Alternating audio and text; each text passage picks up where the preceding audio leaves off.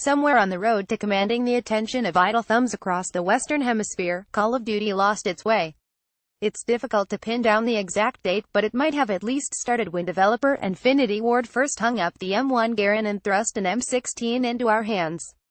That said, perhaps it was when Sledgehammer first fitted us into one of its exoskeleton suits, or maybe, just maybe, it was when Treyarch reset the tone of the whole series as it paired war crimes with the blaring riffs of the Rolling Stones. But really, who can say? Here's the thing, it wasn't always like this. Once upon a time Call of Duty was the FPS with the heart, driven by a desire to pin its action around emotional depth and scintillating set pieces, imbued with an energy born from ambitious technical leaps and a cautious flirtation with full online functionality. In November of 2005, the Xbox 360 ushered in the era of HD gaming and universal online multiplayer for home console players, and Call of Duty 2 was right there with it, giving a new generation a glimpse into what the next decade would bring for those that were there at the beginning. The first time Call of Duty 2 rumbled into action was a monumental occasion. It looked like no other console release on the market, that isn't hyperbole but a certified fact. It was the one launch title that loudly, defiantly forced shooter fans to acknowledge that the original Xbox and PlayStation 2 hardware just weren't going to cut it anymore. At its core, it was gritty and authentic in a way we hadn't experienced on this scale. It was as if Infinity Ward had transformed us into a camera crew, caught on the sets of Saving Private Ryan and Enemy at the Gates. This wasn't World War II as the history books portrayed it, but as Hollywood had. Thunderous and fast, explosive and challenging, evocative enough to give us but a taste of the horrors of war, pulling back just enough for a dangerous amount of adrenaline to course through our veins throughout its entire single-player campaign. This was made possible by the power of the Xbox 360 and the ambition of Infinity Ward along with it.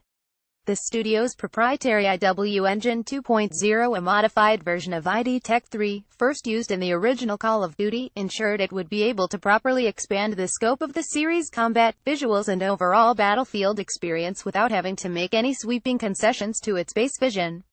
Overall immersion was now as important as the feel and feedback on the weapons themselves. Clouds of smoke would impair visibility as you tour through quaint streets and terrifying trenches, and the introduction of a battle chatter system would dominate the soundscape alongside the constant flitters of explosions and gunfire, while improved AI systems would prey on our general inability to avoid these plentiful distractions. Old conflicts, staggering new ambition, all of this combined excellently with the larger battlefields introduced here, less linear in their construction but still driven by an immediacy that the narrative warranted. This was war as we'd never seen it, and this game acted as a huge call to arms for the industry. Looking back at it now, it can be difficult to get a sense of just how startling Call of Duty 2 was back in 2005, but for players weaned on the limited offerings from the likes of Medal of Honor, Allied Assault and Battlefield 1942, it was an arresting development. Comprised of 4 individual campaigns, each split into 3 driving stories across 27 missions, we were given a whirlwind tour of some of the most famous and strategically important battles World War II had to offer, and all to a generation largely uninterested with learning history the old-fashioned way. The portrayals of the Battle of Stalingrad and Normandy Beach landing are as evocative today as they were a decade ago, while the presentation of the North African campaign and crossing of the Rhine displayed a strong desire to surprise on Infinity Ward's part.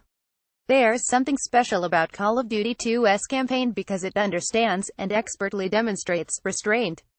This isn't some ludicrous Bond-style power fantasy in which you tour the world putting a stop to global acts of terror and other such nonsense. It's a contained shooter that tries its best to marry the horrors of World War II with the chaos demanded by a modern first-person shooter. It's perhaps unsurprising that this year's COD Call of Duty WW2 has returned to the era, and so successfully as well.